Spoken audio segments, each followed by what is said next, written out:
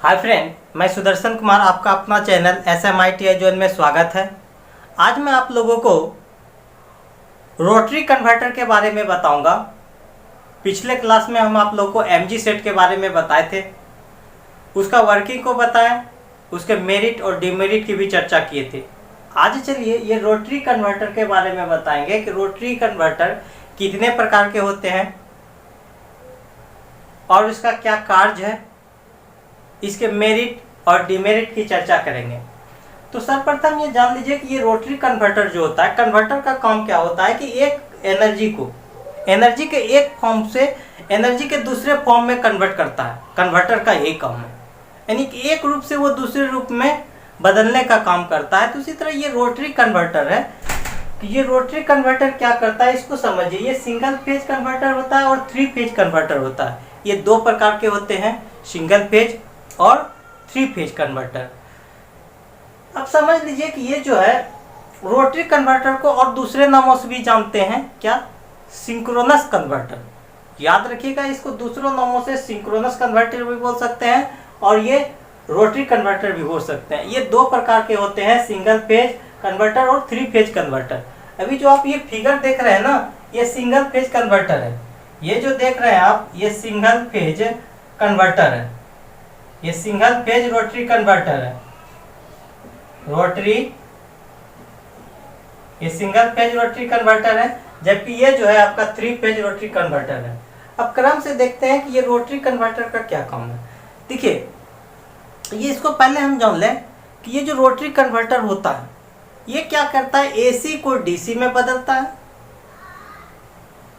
अथवा DC को AC में, यानी दोनों तरफ का ये काम करता है। अगर आपको AC से DC बदलना हो तो ये भी काम ये करेगा, यानी इस कन्वर्टर के थ्रू आप बदल सकते हैं रोटरी कन्वर्टर से AC से DC में तथा DC से AC में। इसका यही मुख्य काम है, AC को DC में तथा DC को AC में बदलता है। जबकि हमने MG सेट में क्या देखा था, सिर्फ AC से DC में ये बदल रहा था। और ये जो है रोटरी कन्वर्टर में सिर्फ क्या होता है, एकल मशीन होता है, सिंगल मशीन होता है।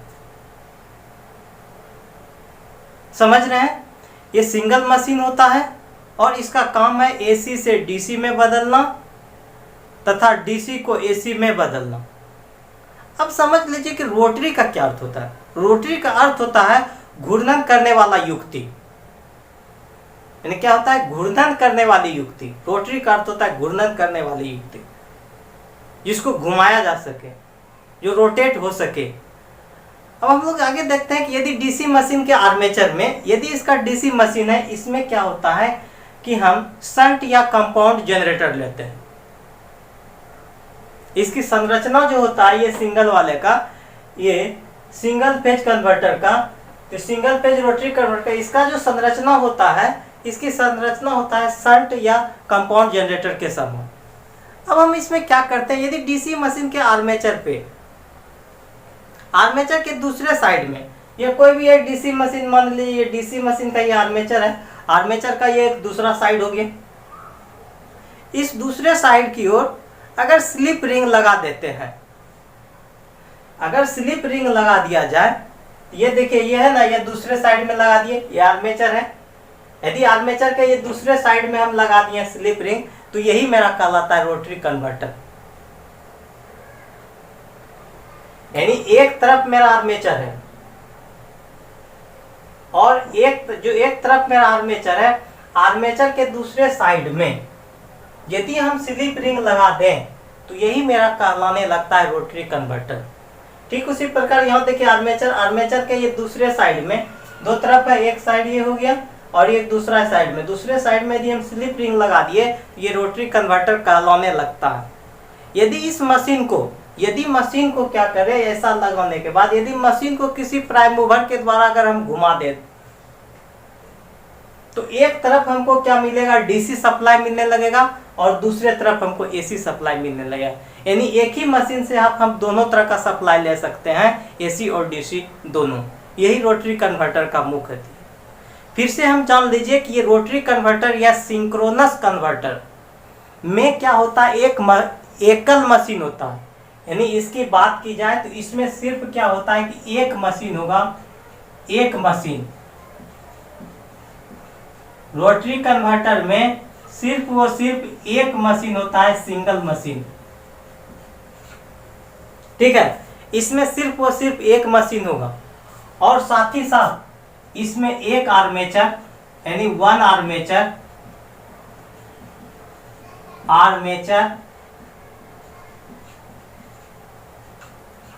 और वन फील्ड होता है।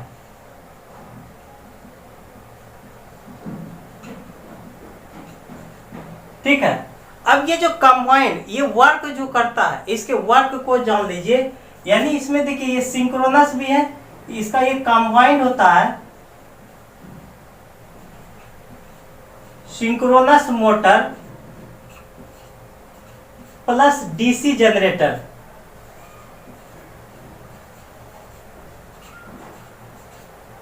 यानी इतना एक मुख्य इसमें इंपॉर्टेंट ये निकला कि कोई भी रोटरी कन्वर्टर होता है, एक रोटरी कन्वर्टर में सिर्फ सिंगल एक मशीन होगा। अगर एक मशीन है तो उसमें एक फील्ड होगा और एक आर्मेचर होगा।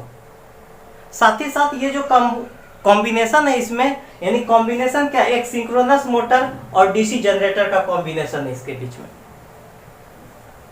इस बात को आप अच्छी तरह से समझ गए। हम अभी बोले कि रोटरी का क्या अर्थ होता है, घूर्णन करने वाली युक्ति है ये। यानी आर्मेचर के एक तरफ, जो आर्मेचर के एक तरफ डीसी सप्लाई है ना, इधर ये एक तरफ कम्यूटेटर है, दूसरे तरफ अगर हम स्लिप रिंग जोड़ दें, अगर आर्मेचर के दूसरी तरफ अगर स्लिप रिंग हम जोड़ दें तो वो हमारा रोटरी कन्वर्टर कहलाने लगा। लेकिन यदि हम इसको इस मशीन को यदि किसी प्राइम मूवर के द्वारा, किसी भी प्राइम मूवर के द्वारा यदि हम रोटेट करा दें इस मशीन को, तब ये मशीन क्या होता है, एसी तथा डीसी दोनों प्रकार का सप्लाई देने लगता है। क्लियर हो गए? इतने बात को ये मुख्य रूप से आप जानिए। ये आपका हो गया सिंगल फेज रोटरी कन्वर्टर, ये 3 फेज रोटरी कन्वर्टर है। अक्सर आपके एग्जाम में ये फिगर दे देता है और पूछता है कि ये किस प्रकार का कन्वर्टर है, तो आप बताइएगा सिंगल फेज रोटरी कन्वर्टर है, जबकि ये 3 फेज रोटरी कन्वर्टर है। 3 फेज रोटरी कन्वर्टर में देखिए इस तरफ ये कम्यूटेटर और यहाँ पे डीसी सप्लाई है, ये डीसी सप्लाई है। अब देखिए इस तरफ यहाँ पे भी देख लीजिए, ये भी डीसी सप्लाई है, ये डीसी सप्लाई है। फिर आप देखिए यहाँ पे ये यॉक है और ये मेरा फील्ड कॉइल है, और यहाँ पे देखिए ये स्लिप रिंग है और इसमें 3 फेज सप्लाई देते हैं। जैसे हम एक तरफ क्या कर रहे हैं, इसमें आर्मेचर के एक तरफ 3 फेज सप्लाई दिए,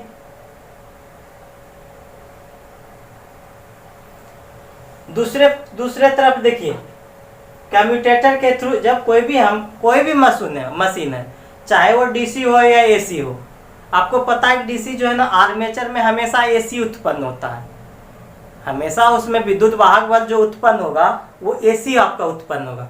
जब एसी उत्पन्न होता है और उसको हम क्या करते हैं, कोई भी कम्यूटेटर और ब्रश के थ्रू हम उसमें क्या कन्वर्ट कर लेते हैं, डीसी।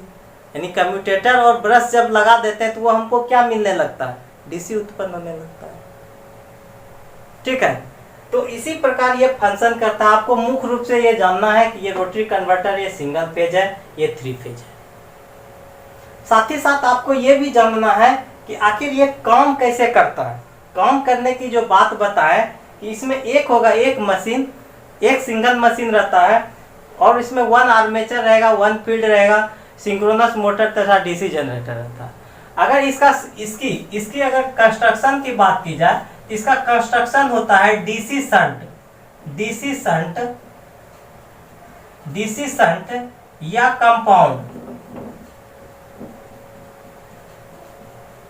कंपाउंड जनरेटर के समान।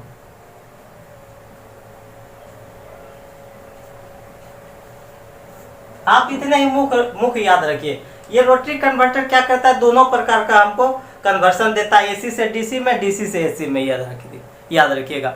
अब रही बात इसका जो है ना, अगर इफिशियंसी की बात की जाए, इस कन्वर्टर का जो इफिशियंसी होता है, इसकी इफिशियंसी हाई होती है। ये सब मुख्य पॉइंट है। अगर इफिशियंसी की बात की जाए हाई होगा। अगर पावर फैक्टर की बात की जाए तो पावर फैक्टर भी इसका उच्च होता है, यानी इसकी पावर फैक्टर भी हाई होती है। क्लियर हो गया? इतना हो गया। अब देखिए रनिंग और ऑपरेटिंग कॉस्ट, इसमें जो रनिंग और ऑपरेटिंग कॉस्ट क्या होगा, रनिंग एंड ऑपरेट करने के लिए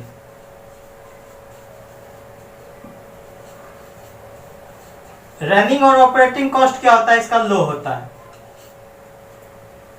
समझ रहे हैं? अब मेरिट क्या है, मेरिट ये हो गया, ये सब मेरिट के अंतर्गत आता है इसका। अगर इसके डिमेरिट की बात की जाए तो डिमेरिट क्या है कि अगर इसको डीसी से सप्लाई कीजिएगा, यदि हम इसको क्या करते हैं, अगर इस मशीन को अगर डीसी से चलाया जाए, डीसी से चला करके यदि इसमें एसी उत्पन्न किया जाए तो इसकी दक्षता कम हो जाएगी। हम इसको डीसी से चलाकर अगर एसी उत्पन्न करेंगे तो इसकी दक्षता कम हो जाएगी। साथ ही साथ इसमें क्या होता है कि इसमें एक ही मशीन होता है, तो जब एक ही मशीन होगा, इनपुट तथा आउटपुट एक ही आर्मेचर से संयोजित रहता है। जब एक मशीन है तो इस मशीन में क्या होगा, इनपुट तथा आउटपुट क्या होगा, एक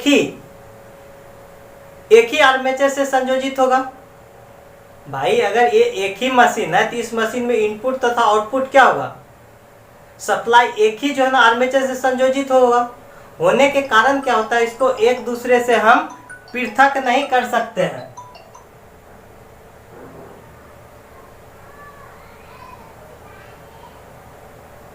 ठीक है, फिर से समझ लिए कि इस मशीन में क्या होता है, इनपुट तथा आउटपुट एक ही सप्लाई से आर्मेचर से संयोजित होता है, जिसके कारण हम इसको अलग नहीं कर सकते हैं। ये डिमेरिट देख रहे हैं ना, इनपुट तथा आउटपुट का जो है ना, आउटपुट जो है इनपुट और इनपुट भी हो गया। आप इधर से इनपुट दे रहे हैं, सिंगल पे जैसी सप्लाई दिए, सप्लाई दे करके आपने दूसरे तरफ डीसी प्राप्त किए, और दूसरे तरफ हम इधर से मान लीजिए हम डीसी सप्लाई दे रहे हैं और इधर से हम एसी प्राप्त कर रहे हैं।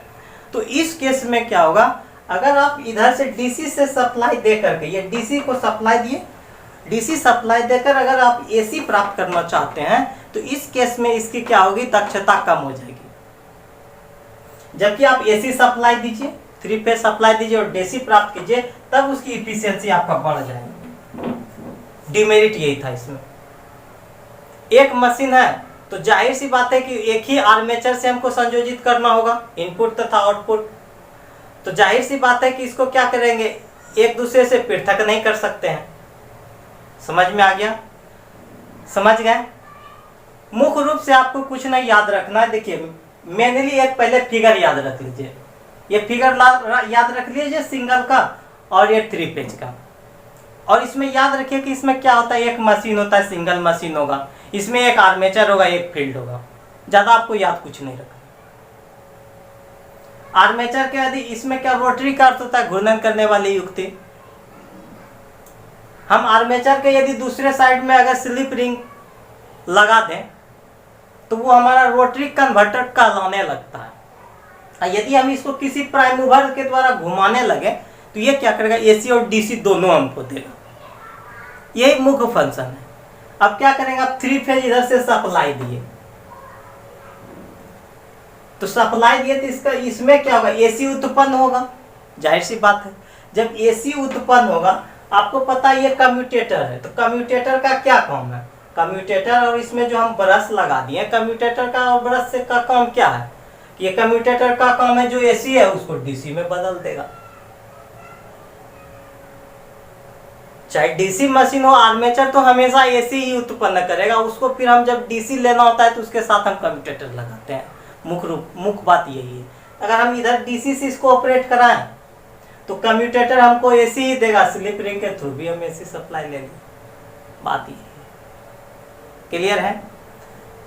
तो यही इसका मुख्य इम्पोर्टेंस था। इम्पोर्टेंस यहाँ क्या है कि इसको हम एसी तथा डीसी दोनों में परिवर्तित कर सकते हैं। इसकी इफिशियंसी हाई होगा, इसकी दक्षता भी क्या होगी, उसी को कहते हैं इफिशियंसी हाई, पावर फैक्टर भी हाई होगा। ठीक है। डिमेरिट में क्या देखें कि यदि हम इसको अगर हम डीसी से चला रहे थे तो हमको इसकी इफिशियंसी हमको कम मिल रहा था, यानी डीसी से चला करके एसी जब आप प्राप्त करना चाह रहे हैं तो इसमें आपकी दक्षता घट जाएगी। तो यदि आप लोगों को वीडियो अच्छा लगा हो तो दिल से लाइक कीजिएगा तथा अपने दोस्तों यारों में शेयर भी कीजिएगा। नए विद्यार्थियों से मेरा रिक्वेस्ट है, जो पहली बार वीडियो देख रहे हो वो क्या कर लें, पहले अगर चैनल को सब्सक्राइब नहीं किए हैं तो वो चैनल को सब्सक्राइब कर लीजिए, साथ ही साथ अपने दोस्तों यारों में शेयर भी कीजिए। वीडियो कैसा लगा कमेंट बॉक्स में लिख करके बताइए। Thank you.